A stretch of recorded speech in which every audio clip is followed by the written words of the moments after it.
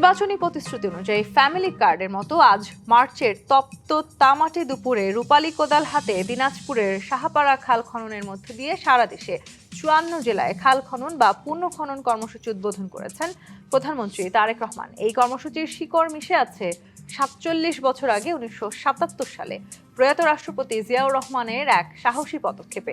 স্বাধীনতার পর যখন বাংলাদেশ বৈদেশিক সাহায্যের উপর নির্ভরশীল ছিল, তখন রাষ্ট্রপতি জিয়াউর রহমান ঘোষণা করেছিলেন, আমরা নিজেরা নিজেদের ভাগ্য গড়ব। যে কারণে তিনি বর্ষার অতিবৃষ্টি থেকে ফসল রক্ষা এবং খরা ও বন্যা থেকে মুক্তির লক্ষ্যে হাতে নেন সারা দেশে খাল খননের এক যুগান্তকারী পদক্ষেপ। তথ্য অনুযায়ী ১৯৭৯ থেকে ১৯৮১ সালের মধ্যে শহীদ জিয়ার নেতৃত্বে রেকর্ড ৩,৬৩৬ মাইল খাল খনন ও পুনঃখনন করা হয়েছিল। রিসার্চ গেটের তথ্য অনুযায়ী এই কর্মসূচির ফলে সারা দেশে রেকর্ড পরিমাণ অতিরিক্ত ১০.৩ লাখ টন খাদ্য উৎপাদিত হয়। বাংলাদেশ প্রথমবারের মতো চাল রপ্তানিকারী দেশে রূপান্তরিত হওয়ার গৌরব অর্জন করে। সময়ের পরিক্রমায় জিয়ার আমলে খনন করা অনেক খালই আজ ভরাট বা বেদখল হয়ে গেছে। খাল খনন সংক্রান্ত সরকারি নথিতে দেশে মোট খালের সংখ্যা কিংবা কত খাল ভরাট হয়ে গেছে তার পূর্ণাঙ্গ চিত্র না থাকলেও গণমাধ্যমের তথ্য বলছে ঢাকার ৬৪% খাল দখলদারদের পেটে। এতে শঙ্কা প্রকাশ করে বিশ্লেষকরা বলছেন, খাল খননের আসল উদ্দেশ্য ব্যাহত হবে যদি না দূষণ ও দখলদারদের কঠোর হস্তে দমন করা না যায়। খাল খনন শুরু, এবার দূষণ ও দখলদারদের ঠেকাতে সরকারের ভূমিকা কেমন হবে, এই প্রকল্প পরিবেশ বা অর্থনীতিতে কতটা প্রভাব ফেলতে যাচ্ছে, এসব নিয়ে আলোচনায় আজ রাজগঞ্জ স্টুডিওতে আছেন বিএনপির শিক্ষা বিষয়ক সহ সম্পাদক ও সাবেক সংসদ সদস্য হেলেন জারিন খান, আছেন জামায়াত ইসলামের কেন্দ্রীয় মজলিসের শুরা সদস্য ডক্টর মোহাম্মদ আব্দুল মান্নান এবং আছেন জাতীয় পার্টির প্রেসিডিয়াম সদস্য অ্যাডভোকেট রেজাউল ইসলাম ভুইয়া। স্বাগত জানাচ্ছি আজকের রাজকাহনে। আপনাকে দিয়ে শুরু করতে চাই অ্যাডভোকেট রেজাউল ইসলাম ভুইয়া। এই যে আসলে আমরা খাল খননের কথা দিয়ে শুরু করলাম, খাল খননের শুরুটা আমি বলছিলাম ৪৭ বছর আগে আসলে এই কর্মসূচি এক ধরনের শিকড়ে মিশে আছে এবং সেই ৪৭ বছর পর আজকে এখনকার প্রধানমন্ত্রী অর্থাৎ তৎকালীন রাষ্ট্রপতি জিয়াউর রহমান যেটি ঘোষণা করেছিলেন, তার যে পদক্ষেপ, সেই পদক্ষেপকে এগিয়ে নিয়ে যাওয়ার চেষ্টা করছেন তারই সন্তান এখনকার প্রধানমন্ত্রী জনাব তারেক রহমান। কি মনে করছেন, খাল খননের এই যে কথা তারা রেখেছিলেন নির্বাচনী প্রতিশ্রুতির সময়ও, তারা নানান সময় বলেছেন প্রচারণায়, এখন একের পর এক প্রতিশ্রুতিগুলো আসলে তারা রাখছেন কিনা, এই কর্মসূচিগুলো কতখানি তারা সামনের দিকে এগিয়ে নিয়ে যেতে পারবেন?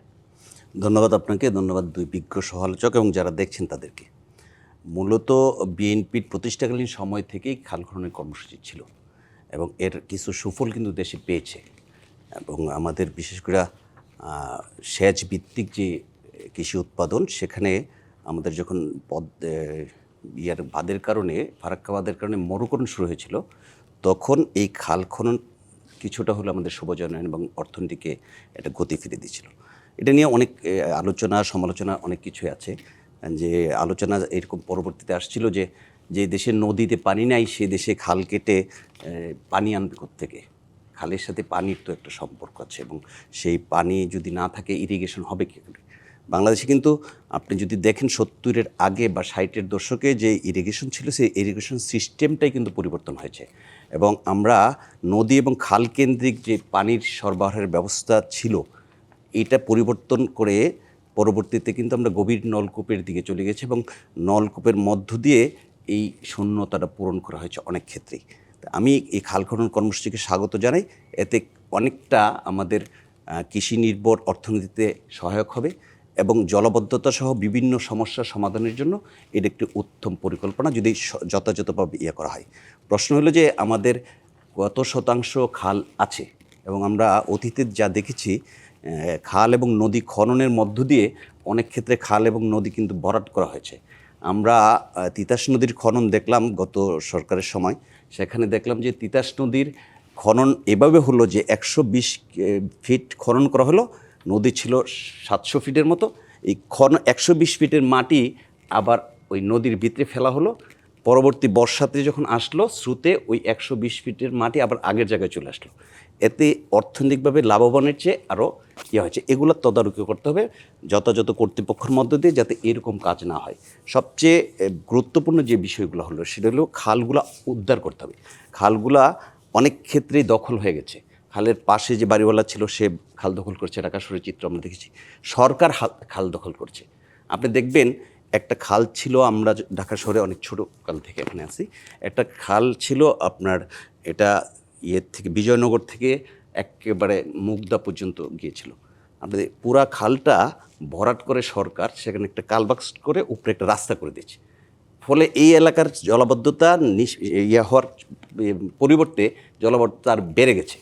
আজকে যদি খালটা উন্মুক্ত থাকতো, সরকারি দখল না হতো, তাহলে আমার বিশ্বাস যে ঢাকা শহরে যে জলাবদ্ধতা, এই জলাবদ্ধতাটা অনেক অংশে হতো। এইটার পানি ঢাকা শহরের অনেক এলাকার পানি এই দিক দিয়ে নিষ্কাশন হয়। আরেকটা খাল ছিল বাইরের নির্বাচনী এলাকা, দোলাই খাল, এটা নৌকা পর্যন্ত হতো। সরকার সিদ্ধান্ত নিয়ে এত বড় একটা মানে অর্থনীতি, এক সময় অর্থনীতি দোলাই খাল নির্ভর একটা অর্থনীতি ছিল, দোলাই খালটাকে বরাট করে সেখানে বক্স কালভার্ট করে ওই এলাকার জলাবদ্ধতা আরও বাড়িয়ে দিচ্ছে। এগুলোর ব্যাপারে সিদ্ধান্ত নিতে হবে যে সারা দেশে, এটা শুধু ঢাকার চিত্র না, সারা দেশে এই চিত্র আছে। এই খালগুলা উদ্ধার করে যদি খালগুলোকে যথাযথভাবে যে ব্যবহার, মানে খাল যেই কাজে ব্যবহার হয় সেই কাজে ব্যবহার করা যায়, তাহলে আমার মনে হয় যে শুধু যে অর্থনীতির ক্ষেত্রে, কৃষির ক্ষেত্রে খাল ব্যবহার হচ্ছে এরকম না। আমাদের ঢাকা শহরের প্রধান সমস্যা খালগুলা ভরাট হয়ে যাওয়ার কারণে জলাবদ্ধতা। আপনি দেখবেন সামান্য বৃষ্টি হলে রাস্তার মধ্যে হাঁটু পানি, কোমর পানি চলাচল করা যায় না। এটার একমাত্র কারণ হলো অনেকগুলা খাল দখল করেছে, খিলগার খাল দখল করেছে। আপনি বাগিচার থেকে, গুলবাগ থেকে যে খালটা একটা মান্ডা পর্যন্ত গিয়েছে, সমস্ত খালটা ভরাট করে সরকার সেখানে বক্স কালভার্ট করেছে। এই সরকারি খাল ভরাট দখলের যে কার্যক্রম, বেসরকারি যে দখলের কার্যক্রম, দুর্নীতির মাধ্যমে দখলের যে কার্যক্রম এবং মাধ্যমে যে ভরাট হচ্ছে, এগুলা উদ্ধার করতে হবে এবং সবগুলা খাল খনন করে সেটি আসলে যথেষ্ট চ্যালেঞ্জিং কিনা। ডক্টর মোহাম্মদ আব্দুল মান্নান, এই কর্মসূচিকে আপনারাও স্বাগত জানিয়েছেন, অর্থাৎ জামায়াত ইসলামীর পক্ষ থেকে এই কর্মসূচিকে স্বাগত জানানো হয়েছে, কিন্তু ঢাকার 64% খাল দখলদারদের পেটে ইতিমধ্যে রয়েছে, তার মানে অর্ধেকেরও বেশি যদি অংশটার কথা আমি বলি। কি মনে করছেন, বিএনপি সরকার ক্ষমতায় আসার পর যারা দখল করেছেন তাদের থেকে এই দখলকৃত খালগুলো উদ্ধার করা কতখানি সহজ হতে যাচ্ছে, নাকি বিএনপির জন্য এটি আরো অনেক বড় চ্যালেঞ্জ? যে আপনাকে ধন্যবাদ এবং সহ-আলোচক যারা আছেন সবাইকে ধন্যবাদ জানাই, এবং দর্শক শ্রোতা, আজকে পবিত্র লাইলাতুল কদরের রাত্র, ইবাদত বন্দেগের দিন। এই দিনে আমাদের এই দেশ এবং জাতির কল্যাণ হোক সেই কামনাই করছি, এবং আমরা একটা সবাই মিলে সমৃদ্ধ বাংলাদেশ, ঐক্যের বাংলাদেশ আমরা গড়ে তুলতে পারি, এটাই প্রভুর কাছে আমি প্রার্থনা করছি। আপনি যে প্রশ্নটা করেছেন যে খাল খননের বিষয় নিয়ে, যে কোনো ভালো কাজ এটা যেই করুক না কেন সেটাকে সাধুবাদ জানানো উচিত। যেটুকু ভালো সেটুকুতে ভালো বলতে হবে। আমি মনে করি আপনার রিপোর্টের ভিতরে এসেছে 47 বছর পরে যে খাল খনন শুরু হয়েছে, সেই খাল খননের মাধ্যম দিয়ে অবশ্যই আমাদের কৃষি একটা বড় ধরনের মানে এখানে অগ্রগতি পাবে এবং অগ্রগতি হবে। কিন্তু বড় কিছু প্রশ্ন আছে এখানে। সেই প্রশ্নগুলোর ভিতরে রয়েছে, অনেক সময় আমরা দেখেছি বিগত আমলগুলোতেও মেগা অনেক প্রকল্প নেওয়া হয়েছিল, সেই প্রকল্প দিয়ে যতটুকু না উন্নয়ন হয়েছে তার চেয়ে বেশি দুর্নীতি হয়েছে। এই জায়গায় কিন্তু সরকারের একটা বড় চ্যালেঞ্জ রয়েছে, এই প্রকল্প বাস্তবায়নে দুর্নীতি মোকাবেলা করা সরকারের জন্য একটা বড় চ্যালেঞ্জ। সেখানে পার্সেন্টেজ থেকে শুরু করে অথবা খাল নাম কাওয়াস্তে কিছু খনন করে বিল করে দিয়ে বিল উঠায় নেওয়া, এরকম অনেক ঘটনা ঘটার সম্ভাবনা কিন্তু এখানে রয়েছে। আর আপনি যেটা বলেছেন ঢাকার 64% খাল দখল হয়ে আছে, এটা আমি মনে করি যে আমরা যারা ঢাকার নাগরিক আমাদের সবাইকে এই দায় নিতে হবে এবং আমাদের কাছে এই দায়বদ্ধতা আছে। আমি মনে করি মাননীয় প্রধানমন্ত্রী উনি এটা ওনার কাছে এই রিপোর্ট থাকার কথা এবং আছে। আমরা মনে করব যে আব্দুল মান্নান, যারা আসলে খালগুলো দখল করেছেন তাদের কিন্তু বেশিরভাগই আমরা দেখেছি যথেষ্ট প্রভাবশালী, এবং প্রভাবশালী তারা রাজনৈতিক ছত্রছায়ায় থাকে, যে কোনো দলেরই রাজনৈতিক ছত্রছায়ায় তারা থাকে। আপনি খালও যেভাবে দখল হয়ে আছে, আপনি এই বুড়িগঙ্গা কীভাবে দখল হয়ে আছে, পুরো বুড়িগঙ্গাটাই দখল। ভাই তো খুব চমৎকার করে বলেছেন যে নদীতে পানি নাই, তা আপনি খাল কেটে কি নিয়ে আসবেন? খাল কেটে কি আসবে? খালের ভিতর থেকে পানিটা কোথায় যাবে বা আসবে?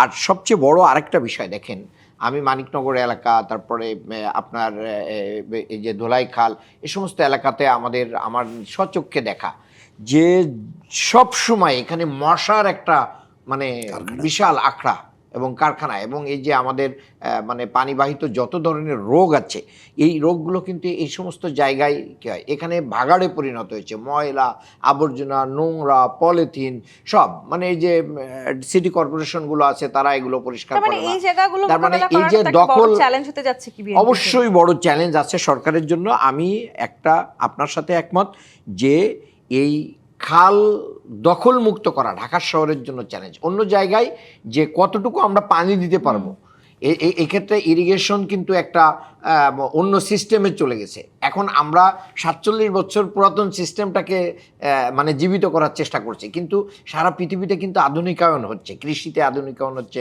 অন্য অন্য জায়গায় আধুনিকায়ন হচ্ছে। এই আধুনিকায়নের জন্য আমাদের কী কী করা উচিত, সেই জায়গাগুলোকে কিন্তু আমাদের মানে গুরুত্ব দেওয়া দরকার। আপনি যদি উল্লেখই করেন, আজকে প্রধানমন্ত্রী গিয়েছেন দিনাজপুর, তো এই দিনাজপুর যাওয়ার পথে পুরো উত্তরবঙ্গে আমাদের নদীগুলোর কি অবস্থা, ওখানে তো মরুভূমি হয়ে আছে, ওখানে মঙ্গা এলাকা ঘোষণা করা হয়েছে। তাহলে নদীতে যদি আপনি নজরদারি না করেন, নদীতে যদি জোয়ার ভাটার সৃষ্টি না করা যায়, তাহলে এই মরাগাঙ্গে মানে কখনো জোয়ার আনা সম্ভব না। হেলেন জারিন খান, কাজেই আমি একটু ওই যে আর্থিক ব্যাপারটা তো তুলেছেন দুজনই, মেগা প্রকল্প যতটা না আসলে উন্নয়ন হয় তার থেকে অনেক বেশি দুর্নীতি হয়। আমি একটু গত 5 বছরের কথা যদি আপনাকে বলি, শুধুমাত্র ঢাকা উত্তর সিটিতে খাল খনন, রক্ষণাবেক্ষণ, পরিষ্কার উন্নয়ন এবং সীমানা নির্ধারণে ব্যয় হয়েছে 192,87,00,000 টাকা।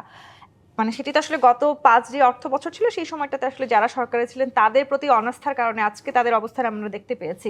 বিএনপি যে অবস্থায় এসে বাংলাদেশে হাল ধরলো এবং যেই জায়গাটিতে দাঁড়িয়ে 47 বছর পুরনো যে সিস্টেমের কথা বললেন ডক্টর মোহাম্মদ আব্দুল মান্নান, সেই সিস্টেম দিয়ে আসলে এখন আপনারা এই দুর্নীতি থেকে বের করে এই উন্নয়নের জায়গাটিতে আমাদের কিনতে পারবেন বলে কি মনে করেন?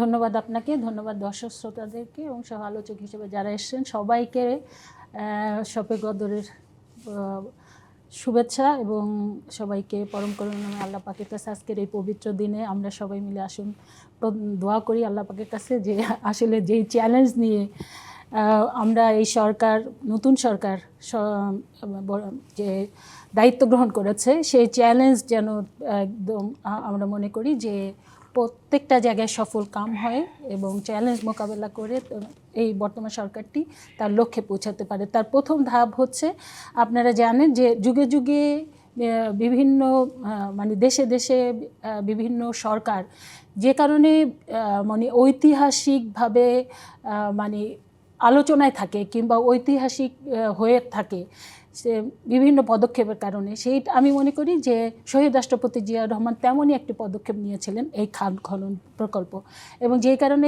আজকে শহীদ রাষ্ট্রপতি জিয়াউর রহমানের সাথে কিন্তু তার নামের সাথে একেবারে মিশে আছে যে বিষয়টি, সেটা হচ্ছে যে তার ঐতিহাসিক পদক্ষেপ এই খাল খনন, ঐতিহাসিক খাল খনন। আপনারা এখানে দুজন আলোচক কিন্তু খুব সুন্দর করে বলেছেন যে শহীদ রাষ্ট্রপতি জিয়াউর রহমান যখন ক্ষমতায় আসেন তার পূর্বে কিন্তু দেখা গিয়েছে যে আমরা সেই সময় মানে বিদেশ থেকে মানে চাল আমদানি করা হতো, কিন্তু এই খাল খননের এই যে পদক্ষেপ নেবার কারণে দেখা গিয়েছে যে কিছুদিন পরেই এটা সুফল ভোগ করতে পেরেছে মানে বাংলাদেশের মানুষ, এবং সেই কারণে দেখা গিয়েছে শহীদ রাষ্ট্রপতি জিয়াউর রহমান জীবিত থাকাকালীনই আমরা কিন্তু বাংলাদেশ থেকে চাল বিভিন্ন দেশে রপ্তানি করতে পেরেছি। তারই ধারাবাহিকতা এই যে আপনি যে বললেন যে, এবং দুজন আলোচকও কিন্তু বললো যে আমাদের অসংখ্য জায়গা দখল হয়ে গিয়েছে, এইটাই তো আমি মনে করি যে বর্তমান সরকারের সবচেয়ে বড় চ্যালেঞ্জ, এই দখল মুক্ত করা, কিংবা আপনি এই যে দুর্নীতির বিষয়গুলো এনেছেন। বাংলাদেশের মানুষের সবচেয়ে মানে প্রত্যাশা কি, যে এই সরকারটি সবার আগে যেটা করবে যে দুর্নীতিমুক্ত একটা বাংলাদেশ গড়ে তুলবে। আমি মনে করি যে 64% খাল তো দখলদারদের পেটে চলে গেছে, যেটি আমরা বারবার বলছি। সেখানে আসলে এইটি তো বিগত 16-17 বছর ধরে হয়েছে। তার মানে এই 64% খাল যারা যে প্রভাবশালীরা দখল করেছেন, কিন্তু তারা রাজনৈতিকভাবে প্রভাবশালী হন বা যেভাবে রিয়েল এস্টেট কোম্পানিও কিন্তু আছে, সেখানে তো নিঃসন্দেহে সরকারের একটা দেখুন যত প্রভাবশালী হোক না কেন, এই প্রভাবশালীরা আমি মনে করি জনগণের কাছে কিছুই না। সমস্ত জনগণ, সমস্ত দল যদি আমরা ঐক্যবদ্ধ থাকি, আমরা যদি সরকারকে সরকারি দল এবং বিরোধী দল অন্ততপক্ষে আমরা যদি এই যে 64% আমরা আজকে কি দেখি, ঢাকা শহরটা আজ থেকে 20 বছর আগে কিংবা 30 বছর আগে ঢাকা শহর চিন্তা করেন, সেই সময় কি একটু সামান্য বৃষ্টি হলে এরকম ঢাকা শহর ডুবে যেত? এই যে এই 64% আমাদের জায়গা কিংবা নদী নালা খাল দখল হবার কারণেই তো আজকে ঢাকা শহরের এই অবস্থা। কিংবা আমরা যদি দেখি কৃষিতে আমাদের যে সেচের ব্যবস্থা, এখানে যদি আমরা এই যে পলিমাটি পড়ে বিভিন্ন খাল যে ভরাট হয়ে গিয়েছে, সেটা যদি আমরা আবার পুনরুদ্ধার করতে পারি, আমরা যদি এই পলিমাটি থেকে মুক্ত করে খাল আশ্বাসগুলো দিচ্ছেন সেই আশ্বাসগুলো সবসময় সব সরকার এসে দেয়, সব কিন্তু সরকার শুধু না, আশ্বাসটা হয়ে শুনেন, থাকে সব সরকার দিয়ে থাকে এটা সত্য, কিন্তু সব সরকারই যে ব্যর্থ হবে সেটাও তো সত্য না। কোনো কোনো সরকার তো সফল হতে পারে। তো আমরা একটা ভালো উদ্যোগকে আগেই কেন আমরা নেগেটিভ দৃষ্টিকোণ থেকে দেখব? আমরা অবশ্যই পজিটিভ দৃষ্টিকোণ থেকে দেখতে চাই, এবং আমরা এই জায়গায় প্রত্যাশা করতে চাই যে দীর্ঘ 17-18 বছর বাংলাদেশের মানুষ যে লড়াই করেছে, জীবন দিয়েছে, সংগ্রাম করেছে, একটা গণ অভ্যুত্থানের মধ্যে দিয়ে একটা নতুন গণতান্ত্রিক সরকার এসেছে, তারা আবারও ব্যর্থ হবে, তারা আবারও দুর্নীতিতে নিমজ্জিত হবে। এটা আমরা প্রত্যাশা করি কেন? আমরা তো প্রত্যাশা করি নতুন বাংলাদেশের, আমরা তো প্রত্যাশা করি সেই প্রভাবশালী থেকে এই নদী নালা খাল মুক্ত হবে সেরকম একটি কর্পোরেশনের মতো জায়গা। আমরা মনে করি আমরা যদি সরকারি এবং বিরোধী দল আমরা যদি ঐক্যবদ্ধ থাকি, যে যত প্রভাবশালী হোক এদের হাত থেকে আমাদের এই ঢাকা শহর, কিন্তু বারবার আসলে আমরা এটাই দেখতে যে টাকা ঢালা হচ্ছে, খাল খনন হচ্ছে, সবকিছুর নামেই আসলে অর্থ বরাদ্দ হচ্ছে, কিন্তু কোনোভাবেই খালে পানি থাকছে না। তাহলে খালের পানিগুলো কোথায় যাচ্ছে বা খালগুলো আসলে কোথায় উধাও হয়ে যাচ্ছে? যেহেতু ভরাট হয়ে যাচ্ছে সেহেতু খালে পানি থাকবে কি করে? সেটি আসলে এটা তো আপনিই বললেন যে যেহেতু এই প্রভাবশালীরা দখল করে নিচ্ছে এবং খালগুলো ভরাট হয়ে যাচ্ছে, কাজেই তো পানি তো থাকবে না। এই জায়গাটিতেই আমি আসবো, এইটা আসলে আমরা রোধ করতে পারবো কিনা, এইটা আমাদের রোধ করতেই হবে, বিকল্প কোনো ওয়ে নাই, এটা আমাদের রোধ করতে হবে। বিরতির সময় হয়েছে, আমি একটু বিরতি নিয়ে ফিরতে চাই। জিপিএইচ ইস্পাত নিবেদিত রাজকাহন থেকে বিরতি নিয়ে ফিরছি, সাথেই থাকুন। জিপিএইচ ইস্পাত নিবেদিত রাজকাহন দেখছেন। অ্যাডভোকেট রেজাউল ইসলাম ভূঁইয়া, যেই কথা আসলে আমরা বারবার বলছি, ঢাকা 64% খাল হয়তো দখলদারদের দখলে চলে গেছে, তাদেরকে আসলে কঠোর হস্তে দমন করতে হবে, কিন্তু সেখানে আমরা দেখতে পাচ্ছি যে নানানভাবে রাজনৈতিক প্রভাবশালী ব্যক্তিরা আছেন, নানান দিক দিয়ে প্রভাবশালী ব্যক্তিরা আছেন, তাদের সাথে এই লড়াইটা আসলে কতখানি সহজ বা কঠিন হবে বিএনপির? আমরা সবাই মিলে যদি সিদ্ধান্ত নেই, এই লড়াইটা খুবই সহজ। আর যদি সিদ্ধান্তের মধ্যে কোনো গরমিল থাকে তাহলে এটা খুব কঠিন। এই জায়গায় দখলদারিত্বে আমার যে বিবেচনা, সেখানে 3 রকমের লোক আছে। একটা হলো রাজনৈতিক প্রভাবশালী দুর্বৃত্ত, যারা রাজনীতির নামে মূলত রাজনৈতিক লোক না, যারা ভূমি দখল করে, খাল দখল করে, নদী দখল করে, বিভিন্ন সরকারি খাস জমি দখল করে, এই শ্রেণীর একটা। আর একটা আছে সরকার নিজে এই খাল নদী দখল করছে, বিভিন্ন প্রশাসনে কাজ করছেন তারাও তো নিশ্চয়ই আছেন, কারণ শুরুতে বলছিলাম গত 5 অর্থ বছরে ঢাকা উত্তর সিটি তার বাইরে আরেকটা শ্রেণী আছে যারা কোনো রাজনৈতিকও না, ইয়েও না। আপনি যদি খাল নদী ভরাটের কর্মসূচি দেখেন, দেখেন, সেখানে দেখবেন যে আমাদের অনেক আছে। আমার কথাটা আবার অন্যভাবে যে যাতে না করে, সাধারণ মানুষ অনেকেই আছে মাদ্রাসার সাইনবোর্ড লাগাইছে, মসজিদের সাইনবোর্ড লাগাইছে, এটার সংখ্যা কিন্তু কম না, এবং এদের দখলদারিত্ব খুব একটা কম না। এইভাবে মসজিদ মাদ্রাসা করার জন্য ইসলামে বলা হয়নি যে সরকারি জমি খাল বা নদীর মধ্যে করতে হবে। কাজেই আমরা যদি সম্মিলিত সিদ্ধান্ত না যাই, এই সেন্সিটিভ জায়গার মধ্যে সরকার যেতেও যাবে না। কাজেই খাল উদ্ধার হওয়া খুব কঠিন হয়ে যাবে। আবার সরকারকে সিদ্ধান্ত নিতে হবে যে আমি আর কত নদী এবং খাল দখল করব, আর কত নদী এবং খালের মধ্যে আমি ইয়ে করবো। আপনি দেখবেন যে সবুজায়নের কথা বলে আমরা যদি তুরাগের দিকে তাকাই, দেখবেন নদীর ম্যাপ করা হয়েছে, ম্যাপ করার পরে ওয়াকওয়ে করা হয়েছে সবুজায়নের কথা বলে, সেখানে আবার বাইরের থেকে আইনে মাটি আইনা ভরাট করা হয়েছে। এই যে প্রাকৃতিক যে একটা জলধারা থাকবে, যে জলধারাটা স্বাভাবিক ফ্লো হবে, বন্যার সময় স্বাভাবিকভাবে চলাচল করবে, এই জায়গাটার মধ্যে ওয়ার্ক করে করে বিভিন্ন প্রকল্পের নাম দিয়ে, প্রকল্পের উদ্দেশ্যটা কি এটা কিন্তু আগে ভাই আলোচনা করছে, পার্সেন্টেজ বিভিন্ন, আমি ওদিকে যাচ্ছি না, নাম করে এগুলারকে আসলে আমাদের যে জলাধারা আইন আছে সেই আইনটাকেও কিন্তু নষ্ট করে দেওয়া হয়েছে। আমরা কোনো কিছু বুঝলাম না, আমরা কিছু বুঝলাম না, ইয়া করলাম না, হঠাৎ করে আশুলিয়া যে জলাশয়টা ছিল এটার মধ্যে দিয়ে একটা রাস্তা করা হলো।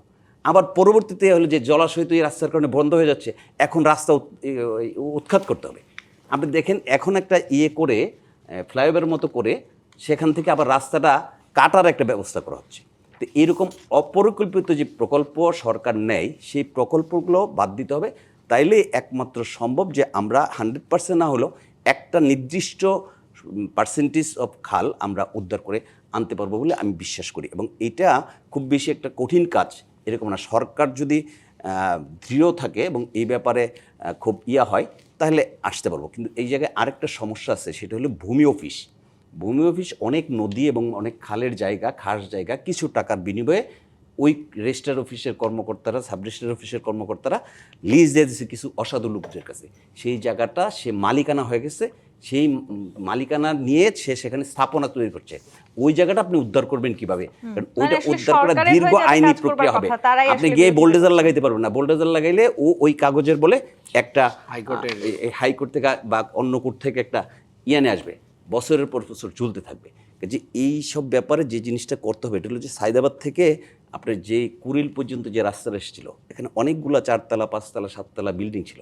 তখনই সরকার সিদ্ধান্ত নিয়েছিল যে কোডে টোডে যাওয়ার আগে এটা করতে হবে, রাতারাতি বাইঙ্গা এই রাস্তাটা পরিষ্কার করা হয়েছিল। এবং আজকে কিন্তু এটা একটা ভালো ঢাকার কানেক্টিভিটি রোড হিসেবে এবং সার্কুলার রুট হিসেবে সরকারকে সেইভাবে করলে রাজনীতি প্রভাবশালী ব্যক্তি যারা আসলে আমলা বা প্রশাসনের কাজ করছেন তারাও এই ধরনের কর্মকাণ্ডে লিপ্ত আছেন, সেটি তো নিঃসন্দেহে বিএনপির জন্য একটা বড় চ্যালেঞ্জ। হেলেন জেরিন খান, সেই চ্যালেঞ্জটা আসলে আপনারা কিভাবে মোকাবেলা করবেন? দেখুন ভাই, যেটা বলছেন সেটা শুধু ঢাকা শহরের কথা বলছেন। আমি যেমন আজকে মাদারীপুর থেকে খাল খনন কর্মসূচি মানে কার্যক্রম করে এসছি। আমার বাড়ি মাদারীপুর। আমার বাড়ি আমি যেমন আমি বলতে পারি যে আমার ওখানে প্রথম আমার বাড়ি, আমার যে জায়গাটা সেটা আড়িয়াল খাঁ নদী, কুমার নদী এই সময়, এবং তার শাখা অনেক ছোট ছোট খাল ঠাল বিষয়। কিন্তু দেখা গিয়েছে আমার মাদারীপুরে যত খাল আছে সব পলিমাটি পড়ে সব ভরাট হয়ে গিয়েছে। এখন আমরা শুধু কি ঢাকা শহরের চিন্তা করেই তো আমরা বলি না। আমাদের বর্তমান প্রধানমন্ত্রী তিনি বলেছেন আগামী 5 বছরের মধ্যে আমরা 20,000 মানে বর্গ কিলোমিটার আমরা এই খাল খনন করতে চাই। হ্যাঁ, নির্বাচনী প্রতিশ্রুতি। তা আমরা শুধুমাত্র ঢাকা শহরে আমাদের অনেক চ্যালেঞ্জ আছে। এই চ্যালেঞ্জ আমরা এটা মোকাবেলা করতে চাই। এখানে আমাদের বর্তমান প্রধানমন্ত্রী সবার সহযোগিতা চাচ্ছেন। সেখানে যদি আমি বিশ্বাস করি সবার সহযোগিতা, মসজিদ হোক মাদ্রাসা হোক, তাদের সাথে যদি আমরা আলোচনায় যাই, নিশ্চয়ই তারা এমন কোনো কিছু করবেন না যেটা আমাদের এই ঢাকা শহরের জন্য ক্ষতিকর হবে। অবশ্যই না। তাদেরকে যদি বোঝানো যায়, তাদের যদি আলাদা জায়গা দেওয়া যায়, নিশ্চয়ই তারা বৃহত্তর স্বার্থে তারাও অনেক করবেন। আমি যেটা বলতে চাই, এই যে পলিমাটি পড়ে যে ভরে যাচ্ছে সমস্ত সারা বাংলাদেশের খালগুলো, সেইগুলো যদি আমরা উদ্ধার করতে পারি, তাহলে আমাদের যে সেচের মারাত্মক সমস্যা, আমাদের যে পানির যে সমস্যা, আমাদের এই যে বিশেষ করে আপনি জানেন যে আমাদের ওয়েদার মানে যেভাবে চেঞ্জ হয়ে যাচ্ছে, আমাদের এই বন্যার যে আমরা দেখতে পাই যে ভয়ঙ্কর রূপ ধারণ করছে, এই সব কিছুর কিন্তু মূল জায়গা কিন্তু আমরা ধরে নিতে পারি যে আমাদের এই যে অপরিকল্পিত ব্যবস্থা, মানে যেই জায়গাগুলোতে আমাদের কাজ করা দরকার, বিশাল কর্মযোগ্য, সেইটা আমাদের মাননীয় প্রধানমন্ত্রী করতে চান। তা আমি মনে করি যে শহীদ রাষ্ট্রপতি জিয়াউর রহমান যেমন খাল খনন কর্মসূচি দিয়ে তিনি যেমন সফল হয়েছেন, আমার দৃঢ় বিশ্বাস যে আমাদের মাননীয় প্রধানমন্ত্রী সবার সহযোগিতা প্রয়োজন। তবে ঢাকা শহর আমরা যেটা বলতে চাই, দেখেন আমরা দেশ বিদেশে ঘুরে দেখি যে উন্নত দেশগুলো কি হয়, বিভিন্ন লেককে কেন্দ্র করে কিন্তু এক একটা শহর গড়ে ওঠে। এবং যেই কারণে সারা পৃথিবীতেই যে আমরা ইউরোপকে বলে থাকি যে পৃথিবীর স্বর্গ যদি রাজ্য বলা হয় তাহলে ইউরোপিয়ান দেশগুলা। ইউরোপিয়ান দেশগুলোতে আপনি যান, প্রত্যেকটা শহর কিন্তু এক একটা ক্যানেলকে করে গড়ে উঠেছে। আমরা এই ঢাকা শহরে যেই জায়গাগুলো সত্যিকার অর্থেই আমাদের এই ঢাকা শহরের সৌন্দর্য বৃদ্ধি করবে, ঢাকা শহরের আবহাওয়া পলিউশন দূর করবে, ঢাকা শহরের সেই জায়গাগুলো আমাদের ফিরিয়ে আনতে হবে। এই জায়গায় কোনো রকমের কম্প্রোমাইজ করার কোনো নিশ্চয়ই। সেখানে আপনারা বারবার বলছেন যে আপনাদের সবার সহযোগিতা প্রয়োজন, বিশেষ করে বিরোধী দলের। ইকোনমিস্টের একটা বিশ্লেষণ আছে আমার হাতে। ইকোনমিস্ট বলছে যে আদর্শের বাইরে গিয়ে ভিন্ন ইস্যুর মাধ্যমে জামায়াত এবার প্রত্যাবর্তন ঘটেছে। অর্থাৎ যে আদর্শের মধ্য দিয়ে জামায়াত ইসলামী দীর্ঘদিন চলেছে, অর্থাৎ যেটি যদি আমি বলি ধর্মীয় যে রাজনীতি করবার, সেই আদর্শ থেকে তারা এবারে অন্তত বেরিয়ে এসে নিজেদেরকে একটা প্রত্যাবর্তন ঘটিয়েছে বলে তারা মনে করছে। হেলেন খান, সেই প্রত্যাবর্তনের মধ্য দিয়ে জামায়াত আপনাদেরকে সাহায্য করবে কি না সামনের দিনগুলোতে, সেটা কি আপনি মনে করছেন? একদম ছোট করে বলবেন, কারণ আমি এই প্রসঙ্গে একটু ডক্টর মোহাম্মদ আব্দুল মান্নানের কাছে যাব। আমরা তো প্রত্যাশা করি, তবে জামাতের পক্ষ থেকে কখনো কখনো যে তাদের মানে বিভিন্ন বক্তব্য কিংবা বিভিন্ন কর্মসূচি, সেখানে তো আমরা কোনো কোনো জায়গায় তো হতাশ হই। তো তারপর আমরা বিশ্বাস করি যে দীর্ঘ 17 বছর তারা এবং আমরা একত্র হয়েই একটা ফ্যাসিস্টের মোকাবেলা করেছি। দীর্ঘদিন তারা আমাদের সাথে হয়ে আমরা একত্রে আন্দোলন সংগ্রাম করেছি এবং সরকারও তারা আমাদের সাথে ছিল। সব মিলিয়ে আমরা যদি সত্যিকার অর্থেই যদি আমরা বিশ্বাস করি যে আগামী প্রজন্ম কিংবা আগামী বাংলাদেশের জনগণ নিশ্চয়ই যারা ভালো কাজ করবে, ভালো পদক্ষেপ নেবে, ভালো কর্মসূচি নেবে, সেই জায়গায় যদি কেউ কোনো বিরোধিতা করতে চায় এবং ভুল সিদ্ধান্ত নিয়ে থাকে, তাহলে এই জাতি ক্ষমা করবে। ইকোনমিস্টের বিশ্লেষণে একটি কথা বলা হয়েছে যে আমাদের সবচেয়ে চতুর পদক্ষেপ ছিল ক্যাম্পাস রাজনীতিতে। গত বছর দলটি ছাত্র সংগঠন সব বড় বিশ্ববিদ্যালয়ের ছাত্র সংসদ নির্বাচনে জয়লাভ করে। ক্যাম্পাসে নানানভাবে আপনারা প্রচার প্রচারণা করেছেন, সেটি নিয়ে আপনাদেরকে নানানভাবে সমালোচনারও মুখোমুখি হতে হয়েছে। গুপ্ত বলে আপনাদেরকে নানানভাবে ট্যাগিং দেওয়া হয়েছে। সেই প্রতিবেদনে এটিও বলা হয়েছে বাংলাদেশের 24 গণঅভ্যুত্থানের পর সবচেয়ে বড় বিষয় ইসলামপন্থীদের উত্থান। এই ইসলামপন্থীর যে ট্যাগিংটা, সেই বা গুপ্ত বলে আসলে যেইভাবে ট্যাগ করা হচ্ছে জামায়াত ইসলামীকে, সেখান থেকে আপনারা বেরিয়ে আসতে পারবেন? দেখেন, এই রিপোর্টের ভিতরে একটা ইসলাম ফোবিয়া আছে। ইসলামপন্থীদের উত্থান কেন? এখানে কে কোন আদর্শকে লালন করে রাজনীতি করছে, সেটা সে তার আদর্শ নিয়েই রাজনীতি করছে। রাজনীতিটা হচ্ছে এই দেশের জন্য, এ দেশের মানুষের জন্য, এ দেশের মানুষের কল্যাণের জন্য, ন্যায় বিচারের জন্য, ইনসাফের জন্য। আমি ইসলামকে বেস করে করছি, উনি জাতীয়তাবাদকে বেস করে করছে, আরেকজন সেকুলারিজমকে বেস করে করছে, সেটা তার আদর্শ। কিন্তু এদেশের জনগণ কারটা অ্যাকসেপ্ট করছে, এটাই বড় কথা। বাংলাদেশের জামায়াত ইসলামের এই যে পলিসি এবং এই আদর্শকে তো প্রায় 40% মানুষ অ্যাকসেপ্ট করেছে। কিন্তু বিএনপির অর্থমন্ত্রী আমির খসরু মাহমুদ চৌধুরী বলেছেন, আমি নিশ্চিত নই তাদের দর্শন আসলে কি। একটা বড় সমস্যা হলো জামায়াত এখন মধ্যপন্থী ও কট্টরপন্থীদের মধ্যে বিভক্ত। মানে আমাদের সাথে 4 দলীয় জোট, 20 দলীয় জোট এত বছর থাকার পরে আমির খসরু মাহমুদ চৌধুরীর মতন মানুষ যদি বুঝতে না পারেন যে জামাত ইসলামী কি, তাহলে ওনার কাছেই এই প্রশ্ন করা উচিত যে উনি কি বুঝেন না আর কি জানেন না। আমি মনে করি যে ওনারা সঠিকভাবে মানুষকে দিশা দিতে পারছেন না। এখন দায়টা জামাতের পরে চাপাতে। এই জায়গাটিতে আমি আসবো আপনার সাথে আলোচনা। আমার একটা বিরতির সময় হয়েছে। জি25 ইস্পাত নিবেদিত রাজকাহন থেকে আরেকটি বিরতি নিয়ে ফিরছি, সাথেই থাকুন। জি25 ইস্পাত নিবেদিত রাজকাহন দেখছেন। ডক্টর মোহাম্মদ আব্দুল মান্নান, যে প্রশ্নে ছিলাম যে জামাত আসলে এখন ভিন্ন পন্থা অবলম্বন করছে কিনা ক্ষমতায় টিকে থাকবার জন্য কিংবা আসলে সরকার গঠন করবার জন্য। না, জামাত তো বিরোধী দলে আছে এখন, তো টিকে থাকার জন্য বলেন বা ক্ষমতায় যাওয়ার জন্য বলতে পারেন। ক্ষমতায় যাওয়ার জন্য জামাতের পলিসি হচ্ছে ওয়েলফেয়ার পলিটিক্স। জনগণের জন্য যেটা কল্যাণ, সেই পলিটিক্সটা জামাত গ্রহণ করবে। এই পলিটিক্সের মাধ্যম দিয়ে জামাত এগিয়ে যাচ্ছে। আপনি দেখছেন যে যেখানে বন্যা, খরা, তারপরে হচ্ছে অ্যাক্সিডেন্ট, মানে সেখানে ধর্ম, বর্ণ, দল না দেখেই জামাত ইসলামের আমির কিন্তু ছুটে গিয়েছেন। কাজেই এই পলিটিক্সটাই আমরা জনগণের কাছে। বিএনপির অর্থমন্ত্রী বলেছেন দলটির নেতার আচরণও অনিশ্চিত। না, এটা যারা অনিশ্চিত বলছে তারা জামাতের এই উত্থানকে মেনে নিতে না পেরেই অনিশ্চিত বলছেন। এই উত্থানকে ঠেকানোর জন্য ষড়যন্ত্র করছেন যে জামাতের এইভাবে উত্থান কিভাবে হলো। অনেকেই এটা মানে বুঝতে পারতেছেন না যে কিভাবে জামাত এত % ভোট পেল। সিট নাই ঠেকাই দিয়েছেন আপনি মেকানিজম করে, হয়তো অল্প ভোটের মাধ্যম দিয়ে, কিন্তু এই ভোটগুলো তো জামাতের মানে খাতায় জমা হয়েছে। কাজেই এটা জামাতের জন্য এবং এদেশের জনগণের জন্য একটা গুড সাইন যে এদেশের জনগণ আরেকটু চেষ্টা করলে একটা সুশাসন, ইনসাফ প্রতিষ্ঠা করতে পারবে, যেটা বাংলাদেশের আপনি বলেছিলেন যে ক্যাম্পাস রাজনীতিতেও সেটা আমি বলিনি, ইকোনমিস্টের বিশ্লেষণে সেটা আসছে। হ্যাঁ, অবশ্যই, কারণ হচ্ছে ওখানেও আমরা কিন্তু জাস্টিস করার চেষ্টা করেছি এবং আমাদের আদর্শ অ্যাকসেপ্টেড হয়েছে সাধারণ ছাত্রছাত্রী এবং মানুষের কাছে। এই আদর্শের পরে ফাঁসির মঞ্চে যেও আদর্শ বিচ্যুত না হওয়াটাই বাংলাদেশ জামাত কিন্তু ইসলামী এরপরে এবং ইসলামী এইসব নানা কারণে আপনাদেরকে গুপ্ত ট্যাগিং পেতে না, হয়েছে। গুপ্ত ট্যাগিং না, এখানে গুপ্ত ট্যাগিং পাওয়ার কোনো কিছুই নেই।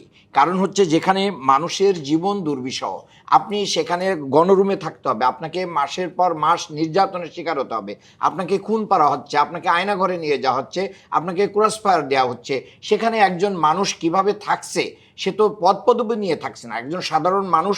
ঢাকা বিশ্ববিদ্যালয়ে আপনি জানেন যে প্রত্যেকটা মানুষকে যারা হলে থাকতো, কারণ গ্রামঘাট থেকে আসা ছেলে মেয়েদের ঢাকা শহরে থাকার জায়গা নাই এবং এত টাকা দেওয়ার জায়গা নাই, তারা অনেকে বাধ্য হয়ে ছাত্রলীগের মিছিল করেছে। সেটা তো কখনোই কি হতে পারে না, গুপ্ত সুপ্ত হতে পারে না, এটা বাধ্য হয়েই করেছে। কাজেই সবাইকে আপনি এভাবে ঢালাও করে বলতে পারবেন না। আর যারা অন্যায় করেছে তারা কিন্তু পালিয়ে গিয়েছে।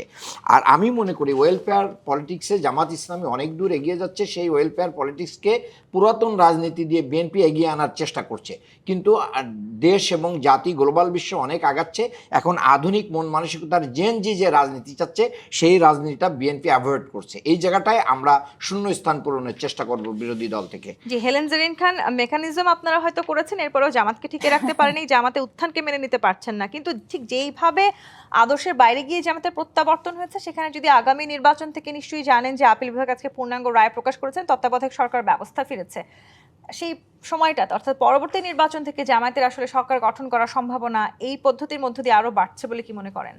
যে কোনো দলই যে তার মূল লক্ষ্য থাকে তারা সরকার গঠন করবে, ক্ষমতায় যাবে, তাদের মূল লক্ষ্য এটা থাকে, তা সেই যে থেকে জামাত চাইতে পারে। কিন্তু বর্তমান রাজনীতির সবচেয়ে বড় সমস্যা যেই জায়গায় এসে দাঁড়িয়েছে, আপনি বলছিলেন যে গুপ্ত রাজনীতি, দেখেন আসলে প্রত্যেকটা রাজনীতিবিদের ভিতরে কিন্তু এখন একটা সন্দেহ, একটা জাতি তো সন্দেহ নিয়ে চলতে পারে না, বিভিন্ন দল তো সন্দেহের মধ্যে থাকতে পারে না। এই জায়গা থেকে এই জায়গায় কারা নিয়ে আসলো? এই জায়গাটায় তো নিয়ে আসলো জামাত।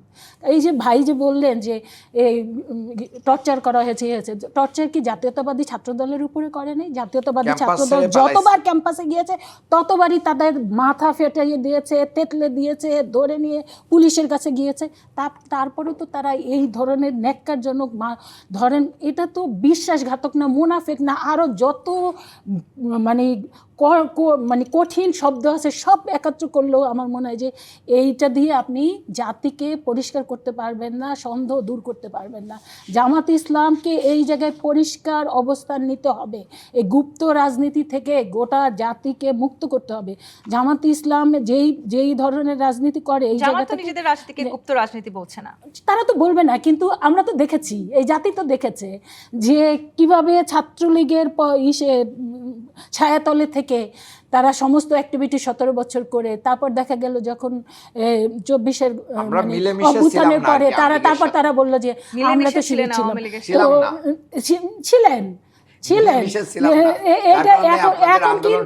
এখন কিন্তু ধরেন আমার দলও কিন্তু বিভিন্ন সময় তারাও কিন্তু নানা রকমের সন্দেহ করে যে কে গুপ্তভাবে আবার না জামাতের কোনো লোক এসে ঢুকে পড়েছে। এটা তো এই জায়গা থেকে কিন্তু জাতিকে পরিষ্কার হওয়া দরকার। এই অস্বচ্ছ রাজনীতি, এই মুনাফিকি রাজনীতি, এইটা তো একটা দেশে চলতে পারে না।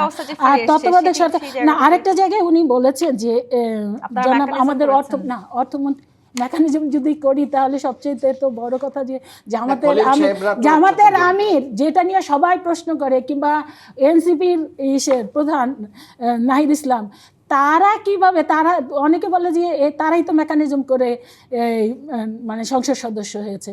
মেকানিজম তো তাদের দিকে সবাই প্রশ্ন তুলে যে মেকানিজম না করলে, এবং আমরা দেখতে পেয়েছি যে অন্তর্বর্তীকালীন সরকারের ভিতরে আরেকটি সরকার ছিল, যে সরকারটি নির্বাচন বানচাল করতে চেয়েছে, যে সরকারটি দেখা গিয়েছে জামাতের সাথে এনসিপির মতো দলকে একত্রিত করে, এবং যারা আপনারা জানেন যে যাদের একটা বিরোধী আগেই বলেছিল যে এনসিপির কয়েকজন মন্ত্রী হবে, এই ধরনের বক্তব্য দিয়েছে। তা সন্দেহটাকে তো মেকানিজম তো আমরা বলি যে জামাতের একটা বিরাট পোর্শন যেহেতু অন্তর্বর্তীকালীন সরকারের উপদেষ্টা মণ্ডলীতে এসেছিল, কাজে মেকানিজম করলে তারাই করেছে। আর ভাই যে জায়গায় বললেন যে আমাদের অর্থমন্ত্রী সম্পর্কে, এবং তিনি বক্তব্য দিতে যেয়ে বললেন যে দিশা দিতে পারছেন, আরে ভাই মাত্র 27 দিনের একটা সরকার, পরিবার এখনো যদি আপনারা দিশা নিয়ে প্রশ্ন তুলতে চান তাহলে আর 5 বছর তো রয়ে গিয়েছে, আপনারা তো পাগল হয়ে যাবেন। ভাই অস্থির হয়েন না, আমরা অবশ্যই ইতিহাস সৃষ্টি করছে আমাদের মাননীয় প্রধানমন্ত্রী। আপনি দেখেন ওই যে বললেন না যে এই যে নির্বাচনের কালই এখন পর্যন্ত শুকায় নাই, কিন্তু আমাদের নির্বাচনী ম্যানিফেস্টো যেটা দিয়েছি ফ্যামিলি আপনারা কার্ড, বাস্তবায়ন করার কৃষি পথে কার্ড হাঁটছেন, জি। এবং খাল খনন সেই একে একে করে বাস্তবায়নটুকু বাস্তবায়ন আসলে শেষ করছি। পর্যন্ত কাজেই গিয়ে কতখানি জনগণের পক্ষে থাকবে সেটি ইনশাআল্লাহ সবসময় শেষ বড় পর্যন্ত প্রশ্ন। জাতি যা জানি প্রত্যাশা শুরু করা করছে, যায়, শেষ করাটা জাতি যা প্রত্যাশা challenging। করছে তার চাইতে আরো অনেক বেশি এই আমাদের প্রশ্নটি মাননীয় অ্যাডভোকেট রেজাউল সাহেব প্রধানমন্ত্রী আপনার এই কাছে জাতিকে করি। উপহার দেবে। জি, যখন শুধু হেলেন জাইন আপনারা খান বলছেন এর থেকেও বেশি প্রত্যাশার চাইতেও বেশি কিছু বিএনপি উপহার দিতে চায়, সেটি জনগণও আসলে প্রত্যাশা করছে। কিন্তু আবার ডক্টর মোহাম্মদ আব্দুল মান্নান বলেছেন যে জার্নিটা শুরু করা সহজ কিন্তু শেষ করাটা খুব কঠিন। কতখানি সহজ আর কতখানি কঠিন হতে যাচ্ছে? বর্তমান দেশের যে অর্থনৈতিক অবস্থা, এই অবস্থায় ভাই যেটা বলছেন যে জার্নি শুরু করা সহজ, শেষ করা কঠিন, এটার সাথে আমি কিছুটা একমত। কারণ হলো বিএনপি যাত্রা শুরু করেছে যে ভঙ্গুর অর্থনীতির উপর ভিত্তি করে। এই সমস্ত যাত্রার পিছনে কিন্তু অর্থনৈতিক সাপোর্ট একটা বিশাল ব্যাপার। বাংলাদেশের অর্থনৈতিক অবস্থা কিন্তু আজকে সেই পর্যায়ে নাই। অনেকগুলা শিল্প প্রতিষ্ঠান বন্ধ। আজকে বাকি যে শিল্প প্রতিষ্ঠানগুলো চালু আছে সেগুলো চলবে কি না, মধ্যপ্রাচ্যের যুদ্ধকে কেন্দ্র করে আমরা তেল পাবো কি পাবো না, আমাদের জ্বালানি থাকবে কি না, বিদ্যুৎ থাকবে কি না, এরকম অসংখ্য জিনিস বহির্বিশ্বের এবং আমাদের আভ্যন্তরীণ অনেক ঘটনা কিন্তু এই জায়গার মধ্যে জড়িত আছে। কাজেই যদি এই জিনিসগুলা সহজলভ্য না হয় তাহলে আমার মনে হয় যে অর্থনৈতিক অবস্থা আরও খারাপের দিকে যাবে। সেই ক্ষেত্রে বিএনপির এই যাত্রা ধরে রাখা খুব কঠিন হবে যদি ওই জায়গাটা সামাল দিতে এবং না যেভাবে পারে। তার বাইরে দুর্নীতি তত্ত্বাবধায়ক এবং সরকার ব্যবস্থা ফিরে এসেছে সেই জায়গাটিতে আসলে আপনারা খুব ভালো কিছু প্রত্যাশা করছেন কিনা আগামী হ্যাঁ নির্বাচনে? বলছি, তার বাইরে দুর্নীতি তো বাংলাদেশের একটা বিরাট ব্যাপার আছে। যে প্রশাসন দিয়ে শেখ হাসিনা চালাইছে সেই প্রশাসনই ইউনূস সরকারের সময় ছিল, তারাই এখন তারেক রহমানের সাথে আছে। যে তাদের যে চরিত্র, সেই চরিত্রটাও কিন্তু একটা বিরাট চ্যালেঞ্জিংয়ের ব্যাপার আছে। তবে সব মিলে যে জিনিসটা এটা হলো যে বিএনপির মাননীয় প্রধানমন্ত্রী এখন যিনি দায়িত্বে আছেন উনি চেষ্টা করছেন, দেখা যাক সামনে কি হয়। আমরা এই 27 দিনে এটার মূল্যায়ন করা খুব কঠিন আসলে। আর তত্ত্বাবধায়ক সরকার ব্যবস্থা বাংলাদেশে যেই তত্ত্বাবধায়ক সরকারের কথা বলা, মানে এখন হাইকোর্ট থেকে রায় দেওয়া হয়েছে, এটার আনার জন্য আমরা আন্দোলন করছি একসময়। বিএনপি যদিও সংসদের মধ্যে থেকে এটা পাশ করেছে 15 ফেব্রুয়ারি একটা বিতর্কিত নির্বাচনের পরে, জামাত, আওয়ামী লীগ আমরা মিলে এটার জন্য আন্দোলন করেছিলাম। আর এই আওয়ামী লীগই কিন্তু এটাকে ধ্বংস করেছে। সব চড়ায়ত্রের পরে যে জিনিসটি আমি বলবো মূল্যায়ন হিসেবে, সেটা হলো যে বাংলাদেশে একটি দলের অধীনে নির্বাচনের চেয়ে তত্ত্বাবধায়ক হোক, অন্তর্বর্তী সরকার হোক, তার নির্বাচনটা অনেক ক্ষেত্রেই গ্রহণযোগ্য। 100% না হলে, যেহেতু এই নির্বাচনও কিন্তু বলা হচ্ছে যে জামাতের সিট কমিয়ে দেওয়া হচ্ছে মেকানিজম করে। আমরা বলছি যে আমাদেরকে 1%-এর নিচে নামিয়ে দিচ্ছে মেকানিজম করে। বিএনপির যে রংপুরের যে ক্যান্ডিডেট, সেও গিয়া অভিযোগ করছে তাকে ফেল করে দেওয়া হয়েছে ইয়ের মানে মেকানিজম করে, এই আক্তারের জায়গা ক্যান্ডিডেট। কাজে এই যে বর্ষার অভিযোগ, তাহলে সব দল কিন্তু তত্ত্বাবধায়ক অন্তর্বর্তী যে নামই হোক, হওয়ার পরও সব দল কিন্তু ইয়ে করছে যে এই জায়গায়ও ষড়যন্ত্র হচ্ছে। আব্দুল মান্নান, হেলেন জাইন খান, অসংখ্য ধন্যবাদ আজকে সময় দেওয়ার জন্য। আজকের মতো বিদায় নিচ্ছি। জিপিটি রাজখান থেকে ফিরবো আগামীকাল রাত 10টায় নতুন রাজকাহিনী। এডিবিসির সঙ্গে থাকুন।